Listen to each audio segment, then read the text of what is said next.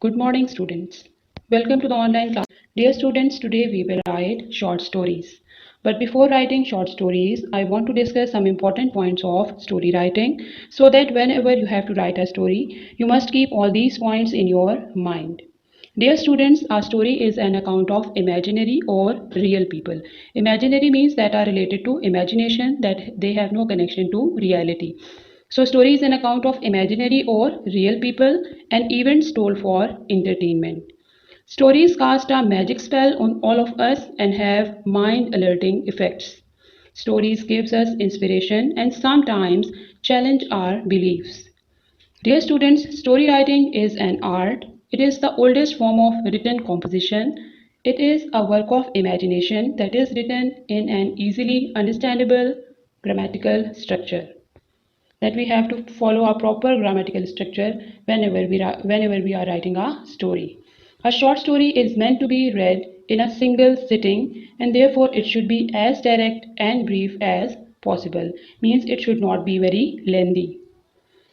Now, there are certain key points which we have to keep in mind. We can say that this is a short story writing format, that whenever we write a story, we have to use past tense, that the story is written in past tense. Why it is written in past tense? Dear students, whenever we write a story, we write about something, it has already happened. That is why we write a story in past tense. And whenever we write a story, we generally begin with phrases like once upon a time, it happened so, long, long ago. And plus beside these phrases, the beginning should be captivative so as to attract the attention of the readers. Now about the characters introduction, the characters can be humans, it can be animals, it can be any creatures. But there should be a proper sequence of the event and the event should be logical plus meaningful.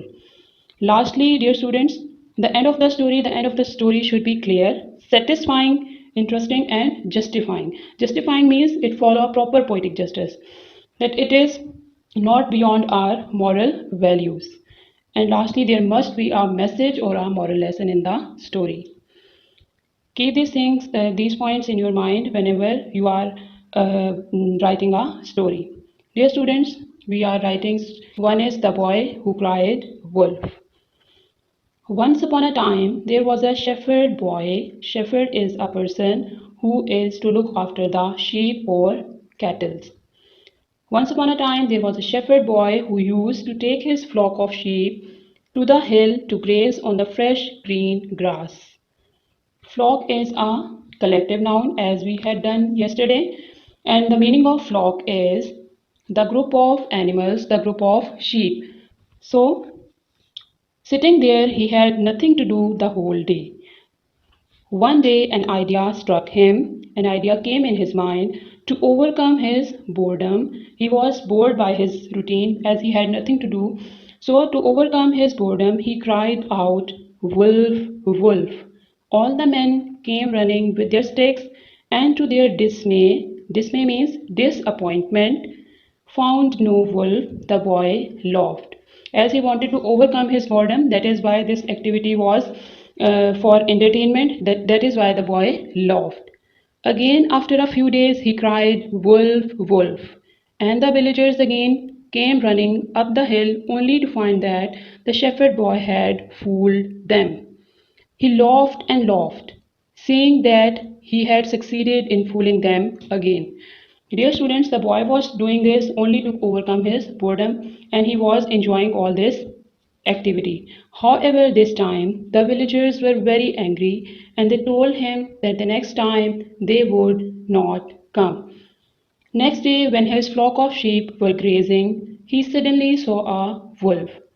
He cried out aloud, "Wolf, wolf."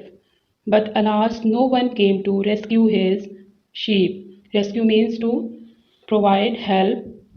The shepherd boy returned home crying only with few of his sheep.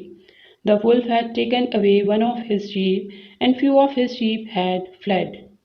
From that day onward, he promised never to lie again. Dear students, as he was a liar, that is why the people, they did not come to help him for the third time. Write it in your neat handwriting with proper headings and a proper format. Hopefully you have got all the points. Do your work neatly in your neat copies. Thanks. Have a nice day.